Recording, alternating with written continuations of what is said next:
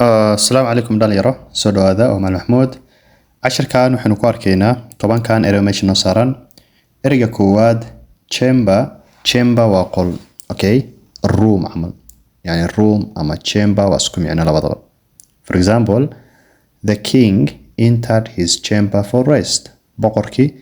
qolkiisa waxa uu soo galay nasiino yes chamber room bay isku micno yihiin ereyga labaad eternity waa forever waa wax infinite ah waa waxaana dhammaad lahayn wax weligood markay jiraan la yiraahdaa eternity for example they promised to love each other for eternity waxay iska ballan qaadeen inay weligood isjeclaan doonaan yani forever yes ereyga saddexaad euphoria waa farxad zaa'ida a lot of excitement ama intense happiness yes farxadda zaa'idka ah waxaa kaloo la yiraahdaa elated for example qof wuxuu ku leeyahay I am elated joy ayadana waa dhihi kartaa ecstasy iyadana waa dhihi kartaa marka farxadda zaa'idka ah waalida ah ayaa la yiraahdaa euphoria yes ereyga afraad goblet waxaa la yiraahdaa drinking glass koob yani biyaha lagu cabo waagii hore jira jiray hadda inta badan ma jiro yani wuxuu u egyahay koobkan qamrada lagu cabo meel dhuuban oo la qabta leh and then galaaskii baa kor ku yaalo hoosna meel la istaajiyo leeyahay waxaa fiican lahayd in inta Google garaysid qaabka uu eegay aragtid goblet baa la yiraahdaa midkaan marka kuwa kale wuxuu kaga duwan yahay inta badan isaga wuxuu ka samaysan yahay bir yani metal yes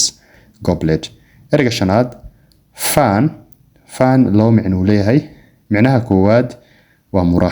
muraaxadan guriga lagu shitay markuu qabo kuleelka jiro qabowga ku keenaysa la yiraahdaa fan waxaa kaloo dhihi kartaa taageere qofku taageero yes I am a fan of Arsenal anigu waxaan taageeraa Arsenal yes ereyga lixaad hallow waxaa la yiraahdaa a holy place meel yani diiniyan sharfan salaada kacbada camal waa hallow place yani meel haddii diin ahaan ama dadka diin nooca caabudo ama aaminsan meelahay u arkaan inay tahay meel sacred ah ama meel yani loo cibaado tagaado in short yes hallow waxaa kaloo dhihi kartaa in la shafro ama qof ha ahaado inta badan somebody who is saint qof la sharf ha ahaado ama ha ahaato meel la sharfo yes oo dee diiniyan yani muhiimad gooni u leh dadka diintaas aaminsan ereyga toddobaad medieval waxaa la yiraahdaa yani taariikhda reer Yurub xilliyadii hore tusaale qarniga 5aad 6aad 7aad ilaa iyo qarniga 15aad inta baa la isku yiraahdaa medieval yes qarniyada cusubna waa modern and middle ages iyo dhamaantood yes ereyga sideedaad mob waxaa la yiraahdaa dad aad u fara badan a lot of people ama a large group of people dadka markay aad u fara badan yihiin isdhex ordayaan isku dhex yaacsan yihiin baa la yiraahdaa mob ereyga sagaalaad weed waxaa la yiraahdaa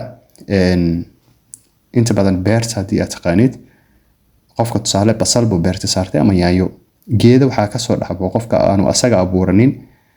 biyaha waxay la cabayaan yaanyadiisa ama basashiisa wixii beerta u saaran nafaqada iyaga la qaybsanayaan qofka dan ugu ma jirto of course marka inta badan waxaa la sameeyaa waa la iska guraa waa qashinka camal beerta ka baxo yes haddii aad ku daysid biyaha aad waraabisay iyaga waa la cabayaan geedkaadi nafaqa fiican kuma gaarayso haddii aad wax kale ku nafaqaysidna iyaga muuda gaarayso iyaga ka qaadanaya marka geedaha noocaas qofka aan u baahnayn ee abuuranin ee beerta ka dhaxbixay qashinka ah kuwa baa la yiraahdaa weed ereyga tobnaad u dambeeyo weep waa qofkii inuu ooyo ilma ka soo daadato waxay isku micno noqonayaan to cry yes weep waa markay tahay present past tense-giisana waxaa dhihi kartaa wept yes for example she wept at the sad movie filimka murugada lahaa dartiis ayay la ooys marka weep waa oohin ama to cry cashka intaas ayuu ka yahay keep learning and have a good day bye bye